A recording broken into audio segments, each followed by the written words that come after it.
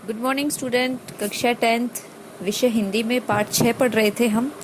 जयशंकर प्रसाद द्वारा रचित प्रभो कविता का प्रथम पद हम पढ़ चुके थे। दूसरा पद है तुम्हारा स्मित हो जिसे निरखना वो देख सकता है चंद्रिका को, तुम्हारे हंसने की धुन में नदियाँ निनाद करती ही जा रही हैं।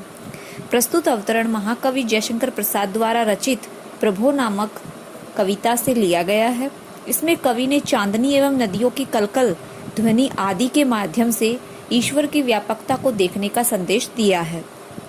कवि जयशंकर प्रसाद कहते हैं कि हे प्रभु, जिसे तुम्हारा माने तुम्हारी, स्मित माने मुस्कान, हो जिसे निरखना माने देखना, कि हे प्रभु जिसे भी तुम्हारी मधुर मुस्कान देखनी हो वो देख सकता है चंद्रिका को, कि वह चांदनी को देख सकता है, कि जो चांद की जो चांदनी होती है उसको देखकर वह तुम्हारी मुस्कान को देख सकता है। और तुम्हारे हंसने की धुन में नदियाँ, और जिसे तुम्हारे हंसने का शब्द अर्थात ध्वनि सुननी है, धुन माने ध्वनि सुननी है, नदियाँ निनाद करती ही जा रही हैं, वह नदियों की कलकल ध्वनि को सुन सकता है। अर्थात चांदनी परमेश्वर की मुस्कान मानी गई है और नदियों की कलकल जो आवाज़ होती है वह ईश्वर की ध्वनि अर्थात उनके हंसने की ध्वनि मानी गई है। कवि कहते हैं कि हे प्रभु, जिसे आपकी मुस्कान देखनी हो, मधुर मुस्कान देखनी हो, वह चांदनी को देख सकता है, और जिसे भी आपकी मधुर ध्वनि सुननी हो वह नदियों की कलकल आवाज़ को सुन सकता है।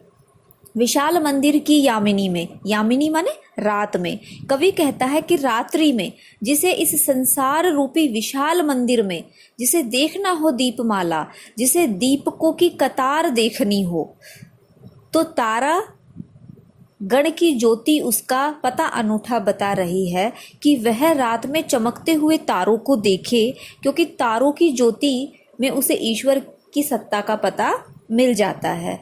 अर्थात तारों में ही जिस प्रकार तारे कतार में होते हैं उसी प्रकार से मंदिर, संसार रूपी इस विशाल मंदिर में दीपकों की कतार से हम ईश्वर को देख सकते हैं। प्रस्तुत पद में कवि ने ईश्वर की मंद मुस्कान, मधुर हंसी, सुसज्जित मंदिर आदि के लिए उपादान प्रस्तुत किए हैं। अनुप्रास अलंकार का प्रयोग किया गया है और संसार रूपी विशाल मंदिर पंक्ति में रूपक अलंकार का प्रयोग किया गया है। आगे पंक्ति में कहते हैं जयशंकर प्रसाद कि प्रभो प्रेममय प्रकाश तुम हो, प्रकृति पद्मनी के अंशु माली, असीम उपवन के तुम हो माली, धरा बराबर बता रही है। बहुत ही अच्छी बात इन्होंने कहा है। कहते हैं कवि ईश्वर की स्तुति करते हुए कि हे ईश्वर, इस समस्त प्रकृति रूपी कमलिनी, प्रकृति पद्मनी, पद्मनी माने कमलिनी, कि जो प्रकृति रूपी कमलिनी है उसको विकसित करने वाले, उसको फैलाने वाले, उसको बढ़ाने वाले तुम क्या हो?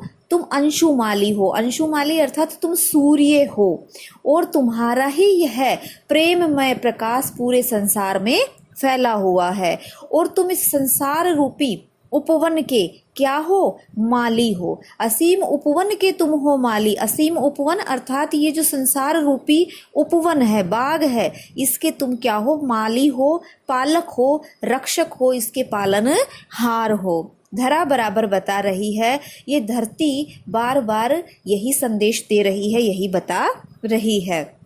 जो तेरी होवे दया निधि, दया निधि माने दया का भंडार।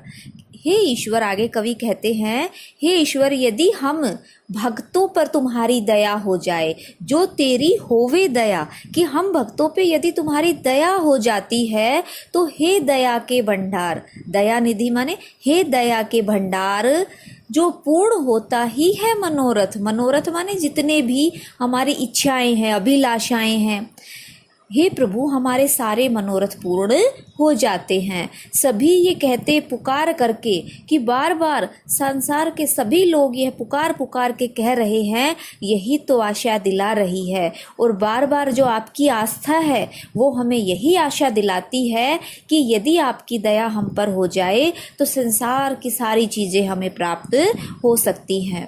मनुष्य के समस्त मनोरथ ईश्वर की कृपा दया से ही पूर्ण हो सकते हैं। इसमें तत्सम प्रधान भाषा का प्रयोग किया गया है, रूपक अलंकार का प्रयोग किया गया है।